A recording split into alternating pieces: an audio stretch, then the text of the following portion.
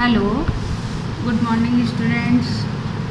आज अपन स्टार्ट कर रहे हैं। कल अपन ने क्या करा था? कल अपन ने थोड़ा सा इसके एग्जांपल्स करे थे और एग्जांपल्स में मैंने आपको बताया था कि अपने पास में कुछ तो प्लाज्मिड है, ठीक है, और कुछ हमारे पास में वायरस हैं। उन वायरस को हम यूज़ करते हैं इस टेक्निक में, ठीक है। तो जो हमने इसका वाहक वाला देखा था, तो प्लाज्मिड अपन ने कल कंप्लीट कर लिए थे और प्लाज्मिड में अपन ने एक एग्जाम्पल कल करा था कोकल्चर वाला, ठीक है ना, जिसमें कि हमने एग्रोबैक्टीरियम को यूज़ किया था इन्फेक्शन फ्री प्लांट्स बनाने के लिए, ठीक।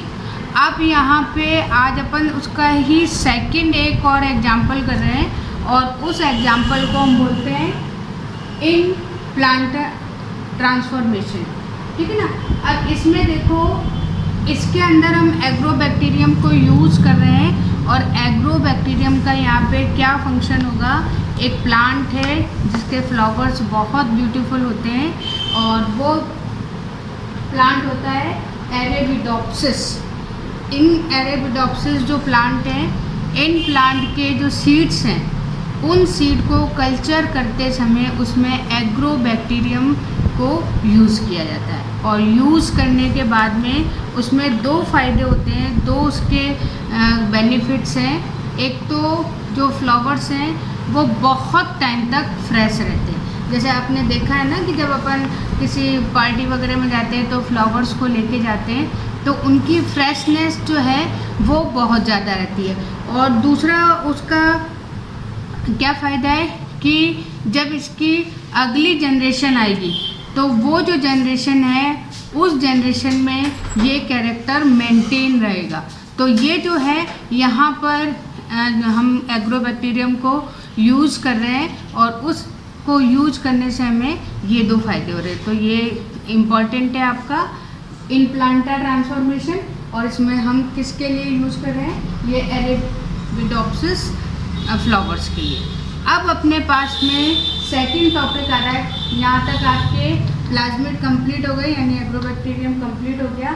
अब सेकंड आपका है प्लांट वायरस वेक्टर। अब ये जो प्लांट वायरस वेक्टर है, वो प्लांट वायरस वेक्टर, अब अपन इसमें स्टार्ट कर रहे हैं। हमारे पास में कुछ प्लांट वायरस हैं, उन प्लांट वायरस को हम एज ए वेक्टर यहाँ पर यूज़ कर रहे हैं। तो सबसे पहले उनको यूज़ करने के लिए उनमें ऐसे कैरेक्टर होने चाहिए, ऐसे गुण होने चाहिए जिनसे कि हमें क्या क्या फ़ायदा हो सकता है। तो जैसे आपके इसमें तीन कैरेक्टर या तीन गुण दिए हुए हैं। एक तो है कि ये जो वायरस है, ये वायरस जो है एडल्ट जो सेल्स हैं, जो प्लांट एडल्ट हो चुके हैं, उनमें भी हम उनको एज ए वेक्टर यूज़ कर सकते हैं। दूसरा जो इसका कैरेक्टर है कि इसमें जो है बहुत सारे जो जैसे अपने क्लोनिंग प्रोसेस होता है, तो वो क्लोनिंग प्रोसेस करने में भी हमें प्रॉब्लम या पीसीआर वगैरह टेक्निक को यूज़ नहीं करना पड़ता है, क्योंकि वायरस आपको पता है कि प्लांट में या प्लांट सेल में एंटर करने के बाद में बहुत ही कम समय में खुद ही अपनी मल्टीपल कॉपीज़ बना लेता है। तो इसकी कॉपीज़ बनने के साथ साथ हमारी भी जो डिज़ायर्ड जीन है या डिज़ायर कैरेक्टर है उसकी भी कॉपीज़ बन जाती है। तो दूसरा कैरेक्टर यहाँ पे यह आ गया। और तीसरा जो कैरेक्टर है वो कैरेक्टर है कि हम इससे बहुत सारे अच्छे प्रोटीन को प्रोडक्ट कर सकते हैं। तो वहाँ पर हम इसको यूज़ करते हैं और यूज़ करने के लिए इन जो हालांकि आपको पहले भी पता होगा कि जो वायरस हैं वो वायरस दो तरीके के होते हैं, प्लांट वायरस और एनिमल वायरस। प्लांट वायरस मतलब जिसमें RNA as a genetic material है, आनुवांशिक पदार्थ है, तो वो तो कहलाता है प्लांट वायरस। और जिसमें DNA as a genetic material है तो वो आपके कहलाते हैं एनिमल वायरस। तो इस तरीके से जो है यहाँ पे हम इसके आरएनए और डीएनए को यूज़ करें। अब आप ये मत सोचना कि प्लांट है तो हम केवल प्लांट वायरस को यूज़ करेंगे, नहीं, हम एनिमल वायरस को भी यहाँ पर यूज़ करेंगे एज ए वेक्टर। तो यहाँ पे देखो आरएनए है। अब आरएनए जो है उसमें हमने दो जो है ग्रुप यूज़ किया हुआ है। एक तो हमारे पास में टीएमबी, टैबेको मोजेक वायरस जो तंबाकू का वायरस है, और दूसरा हमारे पास में ब्रोम मोज़ेक वायरस है BMV, ये भी एक प्लांट वायरस है। और ये जो है ये अधिकतर जो आपकी बाले या जो जौ होती है उसमें जो है इन्फेक्शन में आता है। तो यहाँ पे हम दो वैरायटी यूज कर रहे हैं, तो TMV और एक BMV, ठीक। तो ये जो है दो अपने वायरस यहाँ पर यूज़ किए, कौन से वाले, प्लांट वायरस। फिर उसके बाद में हम कुछ एनिमल वायरस भी यूज़ कर रहे हैं और इनमें DNA प्रेजेंट होता है, और इनको भी हमने दो ग्रुप में बांटा हुआ है। एक हमारे पास में है कैलिमो वायरस और एक हमारे पास में है जेमिनी वायरस। तो ये हमारे पास में दो कैटेगरी हो गई, प्लांट की और एनिमल की। प्लांट में TMV और BMV, और जो अगर एनिमल्स वाले में हम देखते हैं तो कैलिमो वायरस और जेमिनी वायरस। तो इस तरीके से जो है हमारे पास में ये कुछ कैरेक्टर हैं जो कि हमारे प्लांट वायरस में होने चाहिए। अब अपन यहाँ पे आपके बुक में 4 एग्जाम्पल दिए हैं और ये एग्जाम्पल उसी के अकॉर्डिंग है। तो सबसे पहले इसमें दिया हुआ है कॉलीफ्लावर मोज़ेक वायरस। कल भी आपको बताया था CAMV, यानी कॉलीफ्लावर होता है फूल गोभी।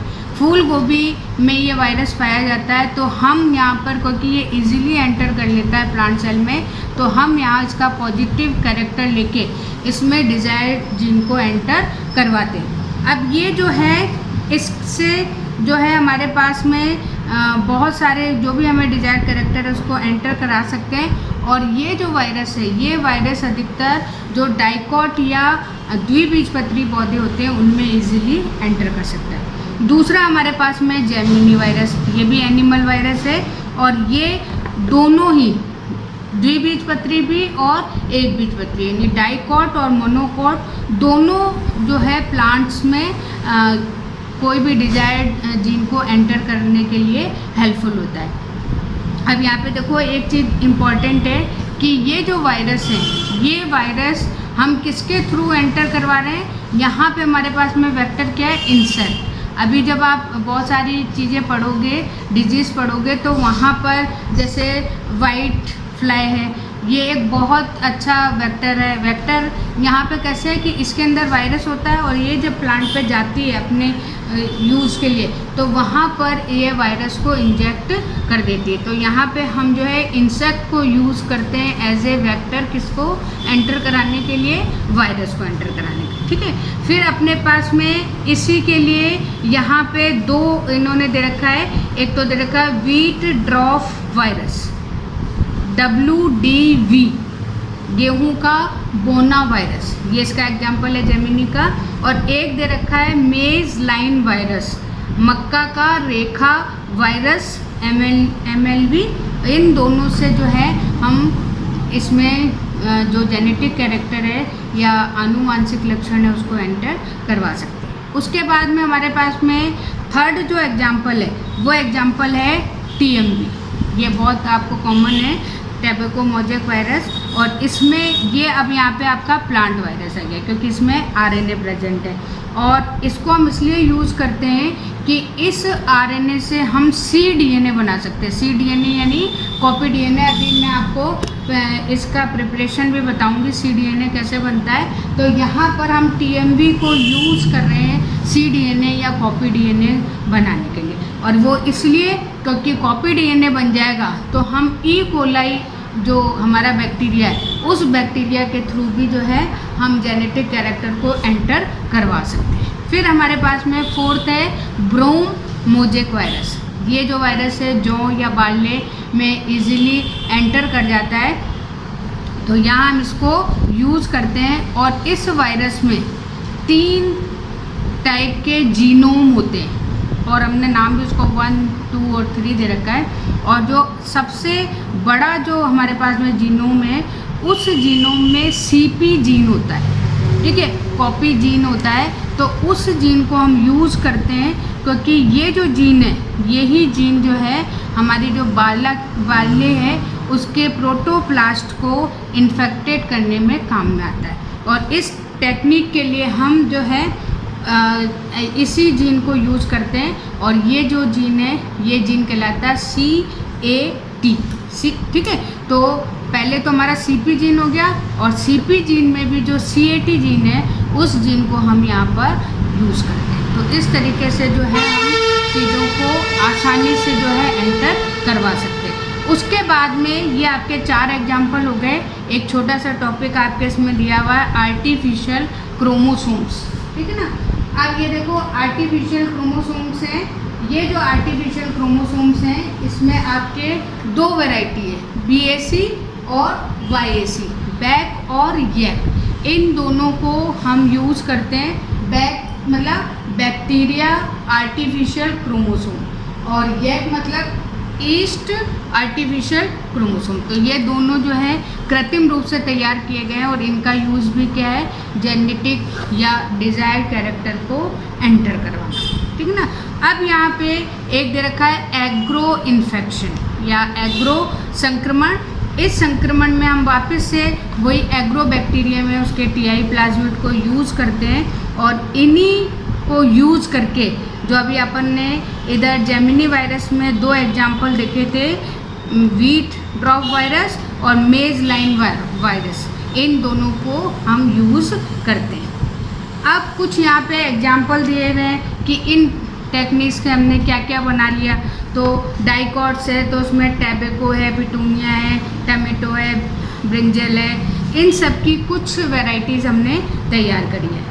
और अगर हम मोनोकोट की बात करते हैं तो यहाँ पे राइस है, व्हीट है, मेज़ है, इनकी कुछ वैरायटीज़। ये सिर्फ एग्जाम्पल है, इसमें ज़्यादा डिटेल में नहीं है। उसके बाद में फिर हमारे पास में कुछ ट्रांसजेनिक एनिमल्स भी हैं, जंतु भी हैं। और ये जो जंतु हैं, जैसे आपने IVF प्रोसेस आजकल अब बहुत ज़्यादा है, जैसे परक नली शिशु या टेस्ट ट्यूब बेबी कहते हैं, तो ये प्रोसेस भी हम इसके थ्रू कर रहे हैं। अब वैसे तो ये इनफर्टिलिटी का है, लेकिन आजकल अगर कैरेक्टर हम यूज़ कर रहे हैं कोई डिफरेंट, तो वहाँ पर भी हम IVF को यूज़ करते हैं। फिर कुछ हम जो एनिमल्स वगैरह हैं, हालांकि आपके इसमें नहीं है, तो MOET कि हम मल्टीपल ओव्यूलेशन करा के डिज़ायर्ड एनिमल्स तैयार कर सकते हैं। तो ये यहाँ पे कुछ एग्जांपल्स हैं। अब यहाँ पे एक और अपन टॉपिक ले लेते हैं, cDNA लाइब्रेरी। cDNA लाइब्रेरी क्या है, इसमें हमारे पास में सबसे पहले हमने एक mRNA लिया, मैसेंजर RNA। अगर आपने RNA के टाइप पढ़ी हो तो उसको हम रिवर्स ट्रांसक्रिप्टेज एंजाइम, बहुत इम्पॉर्टेंट एंजाइम है। और ये जो एंजाइम है, ये एंजाइम RNA से DNA बना देता है। बाकी जो नॉर्मल प्रोसेस है, जैसे अगर आप सेंट्रल डॉग्मा पढ़ोगे तो सेंट्रल डॉग्मा में DNA से ही RNA, यानी 99% DNA से RNA बनता है। लेकिन ये जो एंजाइम है, ये एंजाइम ऐसा है जो कि रिवर्स उल्टा चलता है, वो RNA से DNA बनाता है। और ये एंजाइम किस में मिलता है, HIV वायरस में। इसीलिए जो है HIV प्लांट वायरस होते हुए भी ह्यूमन को इफ़ेक्ट करता है। तो इससे हमने cDNA बना लिया, कॉपी DNA बना लिया।